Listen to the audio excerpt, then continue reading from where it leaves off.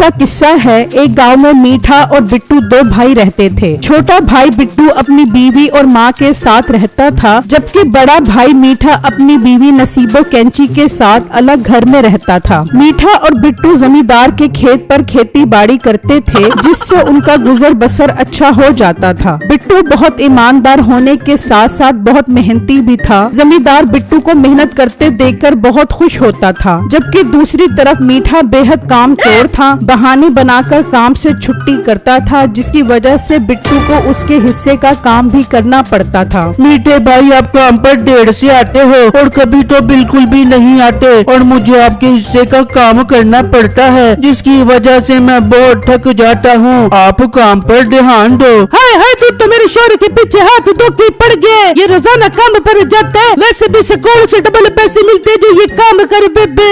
हाँ नसीबो, तू ठीक बोल रही है। मैंने भी सोच लिया है कि मालिक से कहकर अपनी तनख्वाह बढ़ाऊंगा। अगर जमींदार ना माना तो मैं काम छोड़ दूंगा। पर मीठे भाई, जब आप ज्यादा मेहनत करोगे तभी तो मालिक तनख्वाह बढ़ाने के बारे में सोचेगा। और मोटे, मुझे ज्यादा भाषण मत दे। चल मेरे पुत, यहाँ से निकल। बिट्टू वहाँ से चला जाता है तो नसीबो कैंची कहती है, मीठे, वैसे तूने बिट्टू को ठीक जवाब दिया। अच्छा मीठे, बहुत भूख लग रही है, कुछ खाने के लिए लेकर आ। कल से कोई अच्छा खाना नहीं खाया। बेगम, थोड़ी देर तक लेकर आता हूँ, अभी थक गया हूँ, थोड़ा आराम कर लूँ। बिट्टू सारा दिन खेतों पर मेहनत करता और शाम को खेतों से ताज़ा सब्जी लेकर घर आता है। बेगम अम्मी जान, आज मैं खेतों से ताज़ा ताज़ा बैंगन लेकर आया हूँ। वाह बिट्टू, आज तो मजा आ जाएगा, मुझे बैंगन बहुत पसंद है। बहू, तू एक काम कर, तू बैंगन का सालन बना, मुझे बहुत भूख लग रही है। ठीक है माँ जी, मैं मजेदार चटपटी बैंगन पकाऊंगी। बिट्टू आप एक काम करें, जल्दी से मुँह हाथ धो ले, मैं इतनी देर में खाना पकाती हूँ।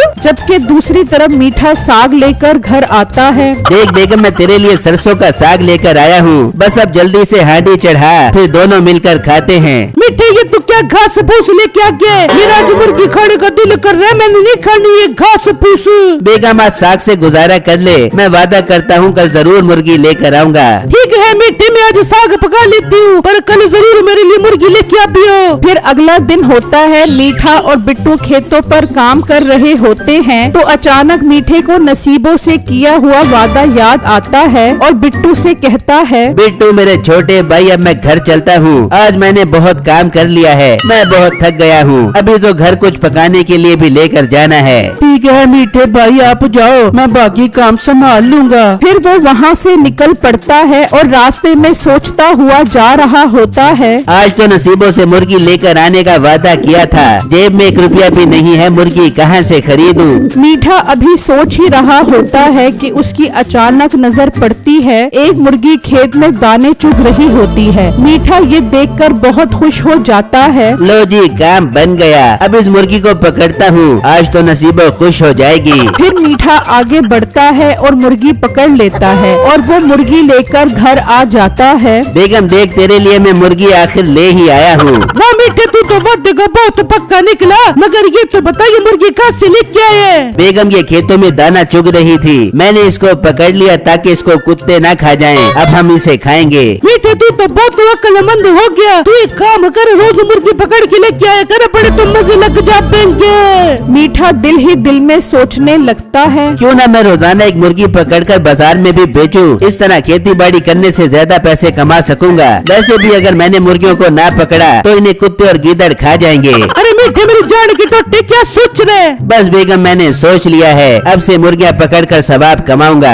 हाँ मीठे, कुत्तों से मुर्गियों को बचा ले, बहुत सवाब मिले बेबेगा। फिर मीठा आधा दिन खेतों में काम करता है और बिट्टू से बीमारी का बहाना बनाता है। मीठे भाई, आप तो दिन ब दिन मोटे होते जा रहे हो और बहाना बीमारी का बना रहे हो। बिट्टू मेरे छोटे भाई, मुझे मोटापा नाम की एक बीमारी हो गई है, इसलिए मैं ज्यादा काम नहीं कर पाता। पर मीठे भाई, इस तरह तो जमींदार आपको काम से निकाल देगा। निकाल दे, अब तो मैं भी ये काम नहीं करना चाहता, कोई और काम करूँगा। मेरे दोस्त का मुर्गियों का कारोबार है। अब से मैं भी उसके साथ काम करूँगा। ठीक है, जैसे आपकी मर्जी, जो आपको बेहतर लगे वही करो। फिर मीठा खेतों में काम करना छोड़ देता है और रोज गांव वालों से आंख बचाकर एक मुर्गी चुराता है और बाजार में बेच देता है। नसीबो भी बहुत खुश होती है। इस तरह कुछ दिन गुजर जाते हैं। बेगम, मैंने सोच लिया है, अब मैं ज्यादा मुर्गी चोरी करूँगा और खुद की दुकान खोलूँगा। फिर मीठा ज्यादा मुर्गियां चुराने लगा और उसने मुर्गियों की दुकान खोल ली। मीठा दिन को दुकान चलाता और शाम को गांव वालों पर नजर रखता। जब वो सो जाते तो वो मुर्गियां चोरी करने लग जाता। इस तरह उसका कारोबार खूब चमकने लगा था। नसीबो बहुत खुश थी, बात बात पर मीठे की तारीफ करती।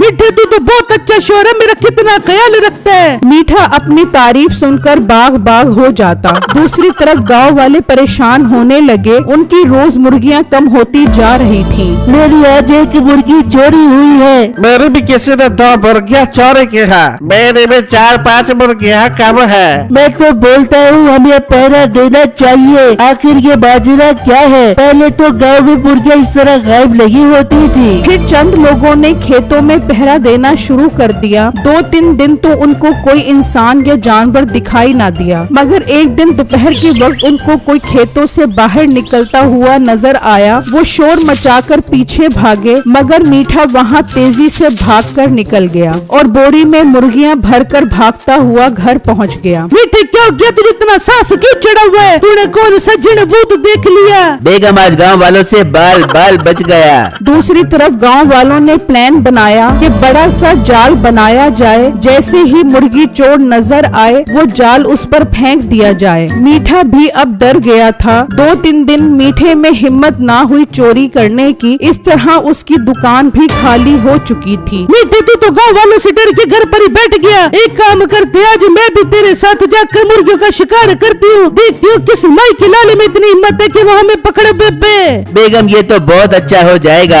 इस तरह हम बहुत सारी मुर्गियाँ पकड़ लेंगे। फिर वो दोनों खेतों की तरफ निकल पड़ते हैं। वो दोनों बड़ी सफाई से अपना काम कर रहे थे। उन्होंने काफी मुर्गियां बोरी में जमा कर ली थी। तो अचानक उनके ऊपर कोई चीज आकर गिरी। जब दोनों ने ऊपर देखा तो वो दोनों जाल में फंस चुके थे। इतने में गांव के लोग भी इकट्ठे हो गए। उन्होंने देखा मीठा और नसीबो जाल में बंद हैं। उनके पास मुर्गियां भी हैं, तो वो समझ गए यही मुर्गियां चोर हैं। अच्छा, तो तुम लोग मुर्गियाँ चोर हो, तुम्हें तो पुलिस के हवाले करेंगे। पुलिस बार बार कर तुम लोगों से हमारी मुर्गियों के पैसे निकलवाएगी। गांव वालों, हमें इस जाल से निकालो। हम तो गांव वालों की मुर्गियाँ कुत्तों और गिदड़ों से बचाकर सवाब का काम कर रहे थे। ये खबर बिट्टू तक पहुंचती है तो वो भागा भागा आता है। मीठे और नसीबों को इस तरह देखकर उससे बहुत दुख होता है। मेरे प्यारे गांव वालों, मैं तुमसे माफी मांगता हूँ। इनसे गलती हो गई, इन्हें छोड़ दो। जो नुकसान हुआ मैं पूरा करूँगा। गांव वाले बिट्टू के ईमानदार होने की वजह से उसकी बहुत इज्जत करते थे, इसलिए उन्होंने बिट्टू की बात मान ली और मीठे और नसीबों को छोड़ दिया। बिट्टू मेरे भाई, तुम्हारा बहुत बहुत शुक्रिया, तुमने हमें बचा लिया। मीठे भाई, मैंने आपको बचा तो लिया है, मगर इसकी सजा तो आपको मिलनी चाहिए। आज से आप दोनों खेतों पर जब तक काम करोगे जब तक गांव वालों का नुकसान पूरा ना हो जाए। हाँ बिट्टू, ये तुम्हारा अच्छा फैसला है। फिर मीठे और नसीबों ने खेतों में काम करना शुरू कर दिया और बिट्टू सुकून से लेटकर ये सब देख रहा था।